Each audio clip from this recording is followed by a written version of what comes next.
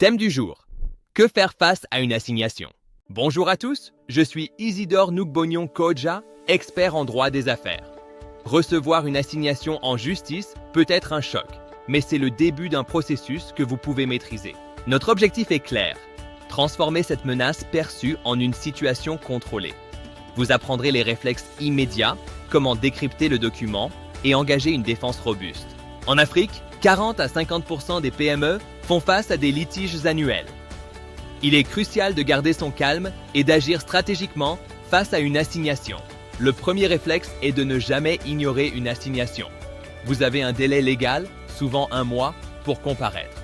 Ne pas le respecter peut entraîner un jugement par défaut. Le deuxième réflexe est de ne pas répondre seul. Consultez un avocat spécialisé dans les 48 à 72 heures. C'est une obligation légale et une nécessité stratégique. Votre avocat est votre traducteur juridique, votre stratège et votre bouclier. Il vous aidera à éviter un jugement par défaut défavorable. Le troisième réflexe est de préserver toutes les preuves. Ne détruisez aucun document et scannez immédiatement tous les contrats, emails et factures liés à l'affaire. Une assignation n'est pas qu'une simple lettre, c'est une carte géographique du conflit. Apprenons à la lire pour comprendre les enjeux. L'entête de l'assignation indique la juridiction, comme le tribunal de première instance, et la date de signification, qui est valable 6 mois. Identifiez les parties. Le demandeur, celui qui vous attaque, et vous, le défendeur. Vérifiez que vos coordonnées et la dénomination de votre entreprise sont exactes. Le cœur de l'attaque réside dans les moyens de fait et les moyens de droit. Ces sections exposent les événements et les lois invoquées par le demandeur. Par exemple, un conflit avec un associé pourrait invoquer des articles de l'acte uniforme OHADA sur la responsabilité des dirigeants. Enfin, la demande concrète révèle ce que l'adversaire veut: paiement, exécution forcée d'un contrat, résiliation de partenariat ou dommages et intérêts. Comprendre l'objectif final de votre adversaire est crucial pour bâtir votre contre-stratégie, que ce soit par la négociation ou une défense au fond. Votre attitude doit changer. Passer de victime à leader stratégique. Le principe de la contradiction est votre droit fondamental. Vous avez le droit absolu de répondre à chaque argument, de contester chaque preuve et de présenter votre version des faits. Ne rien dire, c'est accepter les accusations. Le jugement n'est pas la seule issue.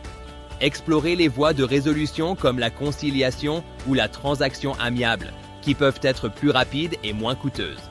Vous pouvez même formuler une demande reconventionnelle si vous avez des réclamations contre le demandeur, passant ainsi de la défensive à l'offensive stratégique.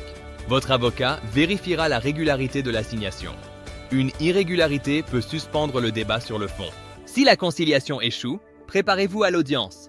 Avec votre avocat, préparez un argumentaire clair et anticipez les questions du juge. Adoptez une posture professionnelle, factuelle et calme. Vous défendez les intérêts de votre entreprise, pas votre ego. Le tribunal apprécie les parties sérieuses et bien préparées. Recevoir une assignation est un choc, mais ce n'est pas une fatalité. C'est un incident de parcours que tout entrepreneur peut rencontrer. Ne paniquez pas, agissez.